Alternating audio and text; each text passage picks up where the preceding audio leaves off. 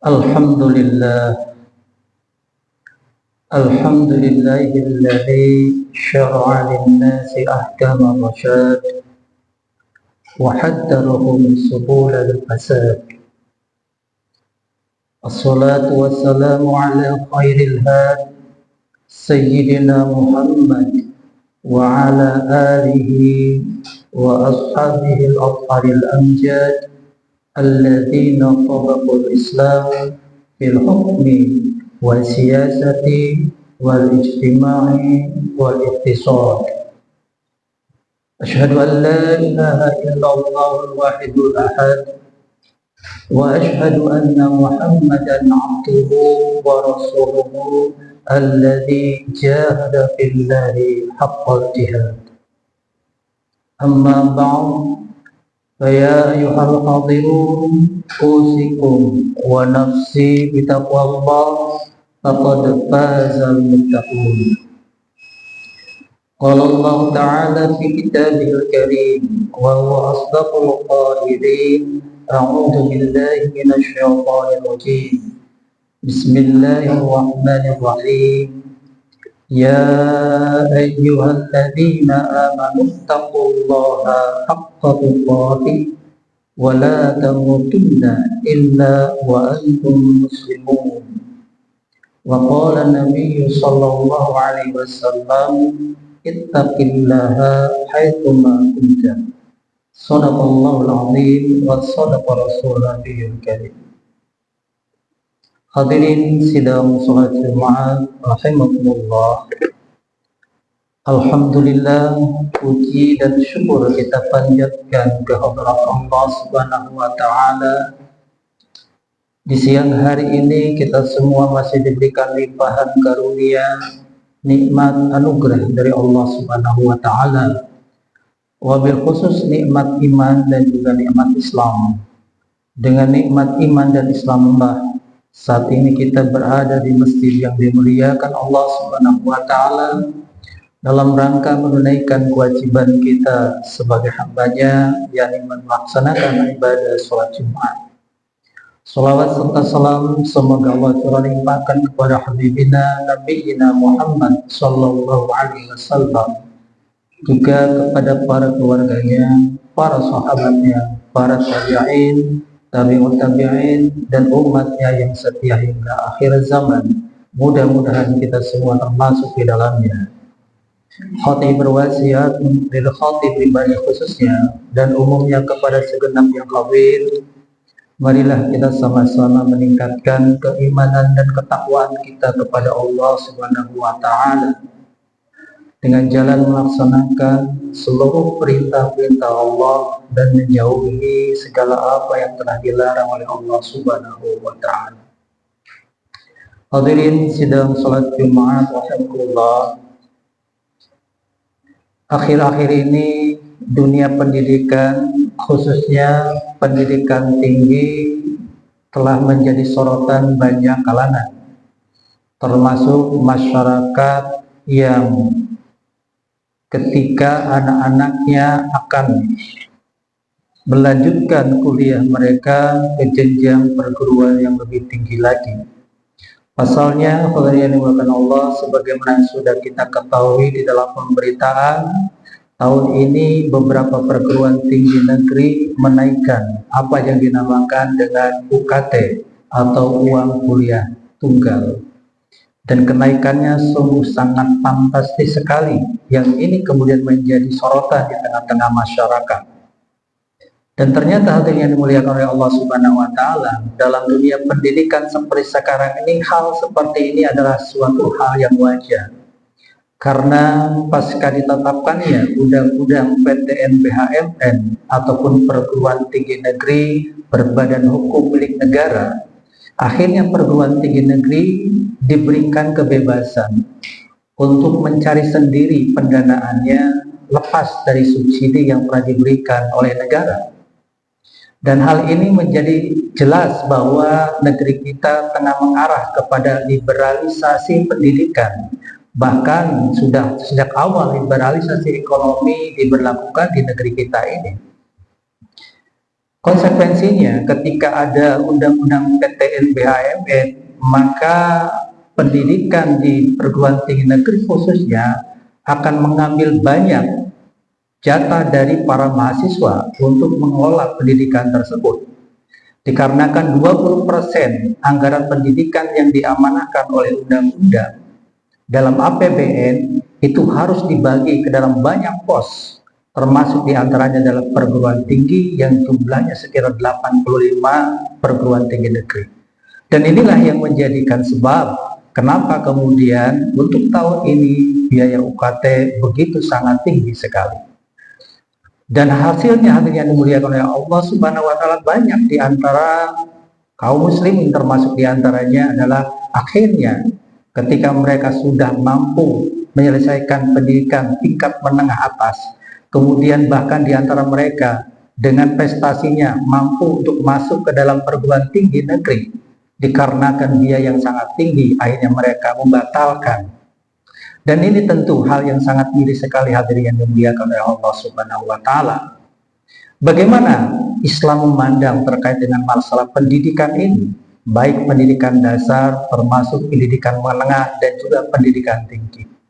Hadirin yang dimuliakan oleh Allah Subhanahu wa Ta'ala, dari sejak diturunkannya Islam kepada baginda Nabi Sallallahu Alaihi Wasallam, dengan diisyaratkan diturunkannya wahyu Allah Subhanahu wa Ta'ala kepada beliau di gua Hira saat itu, ayat pertama yang diturunkan oleh Allah Subhanahu wa Ta'ala adalah surat Al-Alaq.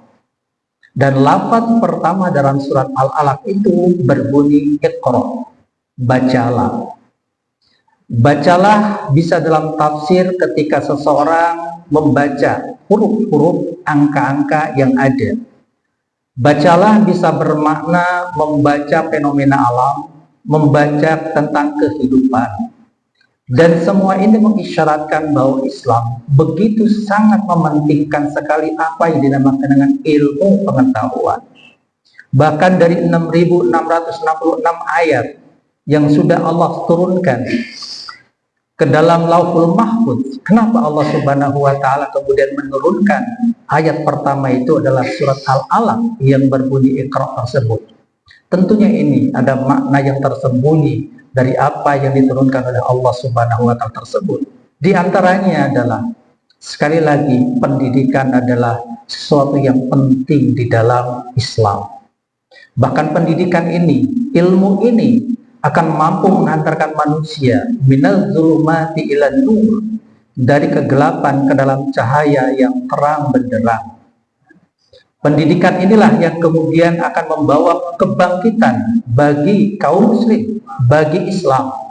Dalam satu istilah dinyatakan dalam kitab hadis Saum bahwasanya an-nahdatu hiya irtifa'ul fikri, bahwa kebangkitan itu adalah bangkitnya pola pikir manusia. Dan pola pikir harus diawali dari pendidikan itu sendiri. Sehingga hadirin dimuliakan oleh Allah Subhanahu wa Ta'ala, Al-Quran sendiri sangat menyerukan kepada kaum muslimin untuk banyak-banyak mendapatkan ilmu pengetahuan.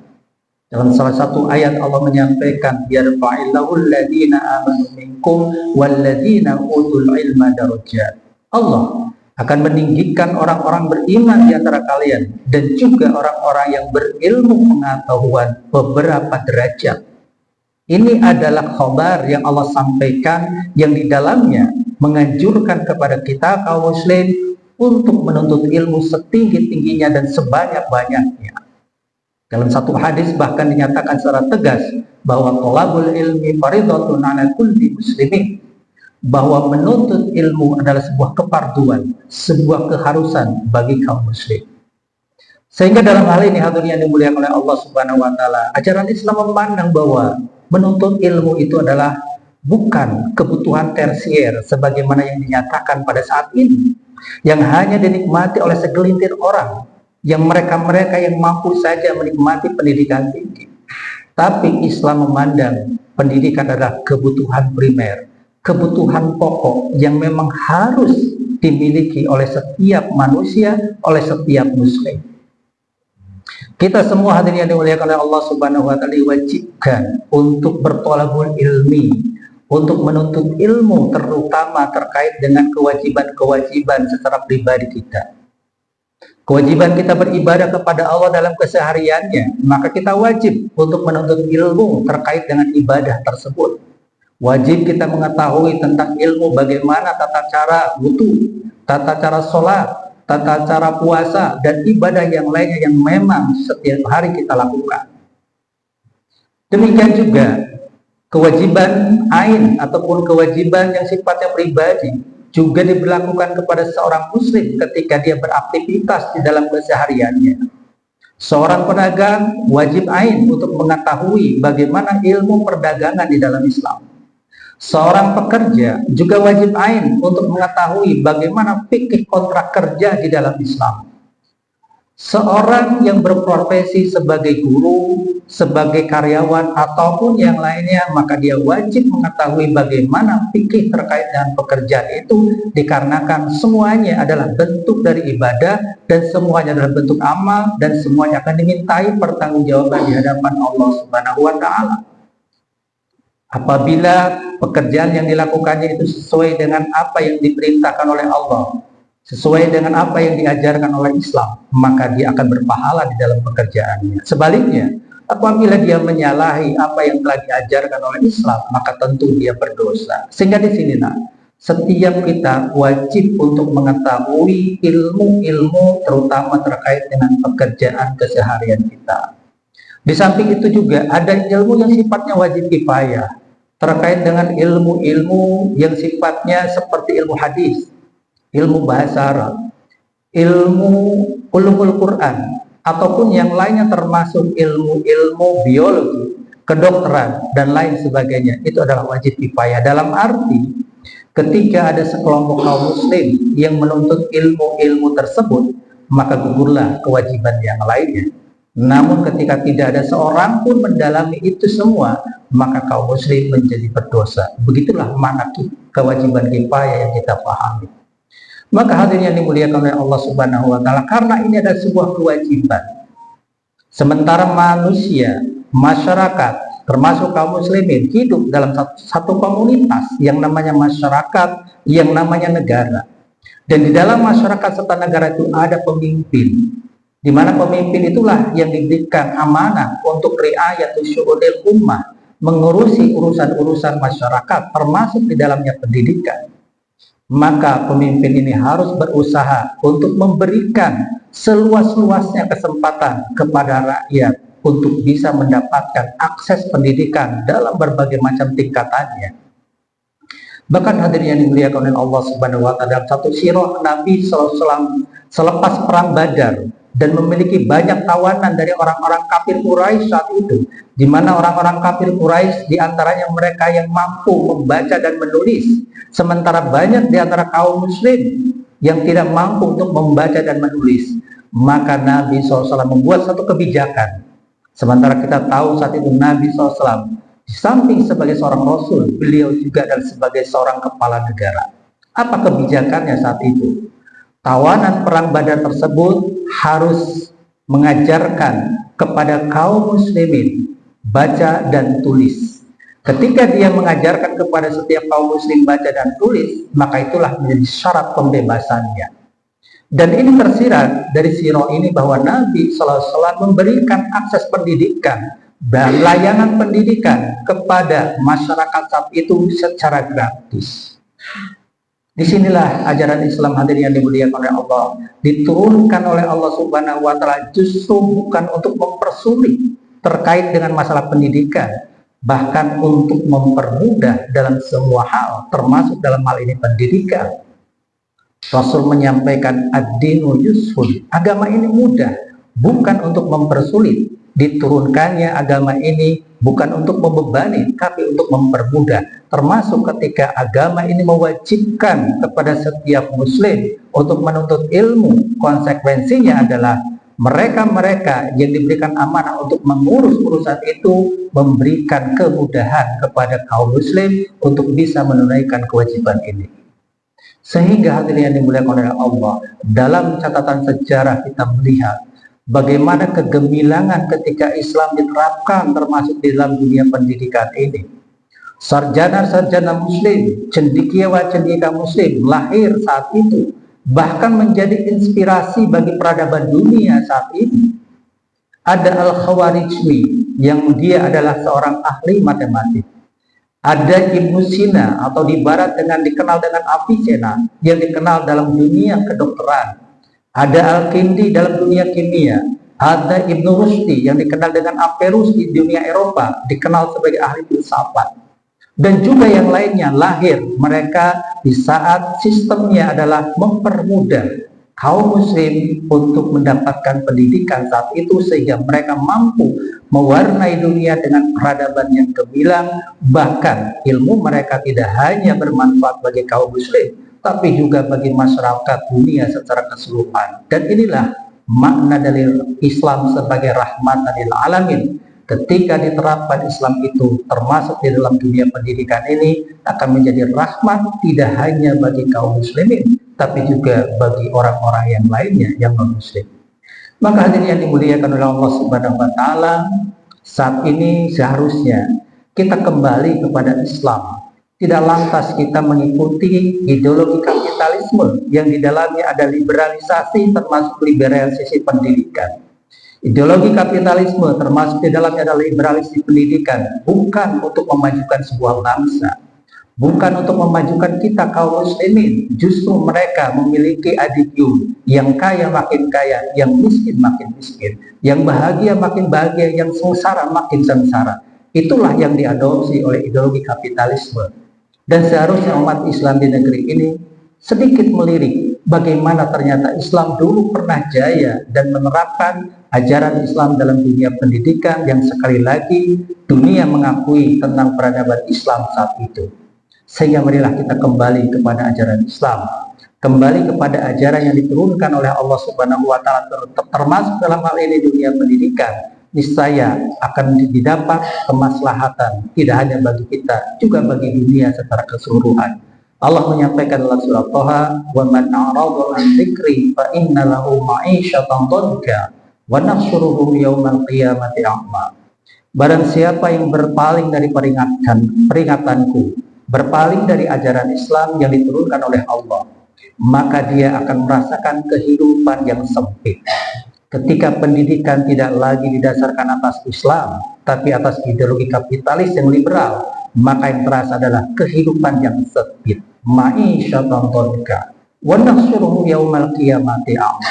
Dan kelak di akhirat akan dibangkitkan dalam keadaan yang buta. Inilah firman Allah Subhanahu wa taala yang sudah menegaskan kepada kita bahwa satu-satunya yang bisa memberikan kemaslahatan dalam sistem kehidupan ini hanyalah sistem Islam, bukan yang lainnya. Mudah-mudahan kita semua, termasuk mereka-mereka yang diberikan amanah untuk mengurusi urusan-urusan rakyat, kembali kepada ajaran Islam, diberikan hidayah oleh Allah Subhanahu wa taala untuk melaksanakan ajaran Islam, sehingga Islam betul-betul mewujud menjadi sebuah agama yang rahmatan lil alamin. Amin ya rabbal alamin. Barakallahu li wa lakum fil Qur'anil azim wa nafa'ani wa iyyakum bima fihi minal ayati wa dzikril hakim wa taqabbala minna wa minkum tilawatahu innahu was-sami'ul alim. Aqulu qawli hadza astaghfirullah li wa lakum.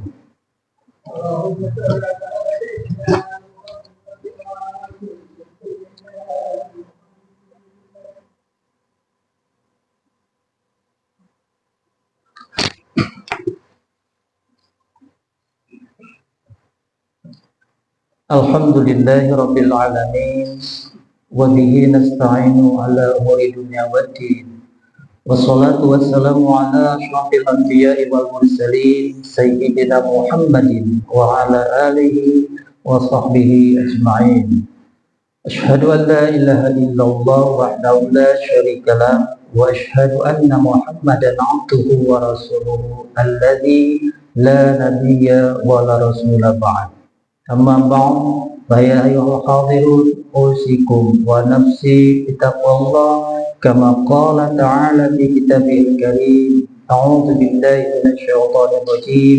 Ya ayyuhalladzina amanu taqullaha wa tanzur nafsum ma qaddamat lighad. Wa qala ta'ala aidan, innallaha wa malaikatahu yusholluna 'alan nabi يا أيها الذين آمنوا صلوا عليه وسلموا تسليما اللهم صل وسلم على سيدنا محمد وعلى آله وصحبه أجمعين آمين يا رب العالمين اللهم اغفر للمؤمنين والمؤمنات والمسلمين والمسلمات الأحياء منهم والأموات ربنا ظلمنا أنفسنا وإن لم تغفر لنا وترحمنا لنكونن من الخاسرين اللهم أرنا الحق حقا وارزقنا اتباعه وأرنا الباطل باطلا وارزقنا اجتنابه اللهم أعنا على ذكرك وشكرك وحسن عبادتك اللهم اجعل ديننا دين النبي صلى الله عليه وسلم وإسلامنا إسلام المسلمين وإيماننا إيمان المؤمنين اللهم أنت ربنا فارزقنا الاستقامة اللهم إنا نسألك حسن الخاتمة ونعوذ بك من سوء الخاتمة ربنا آتنا في الدنيا حسنة وفي الآخرة حسنة وقنا عذاب النار والحمد لله رب العالمين عباد الله إن الله يأمركم بالعدل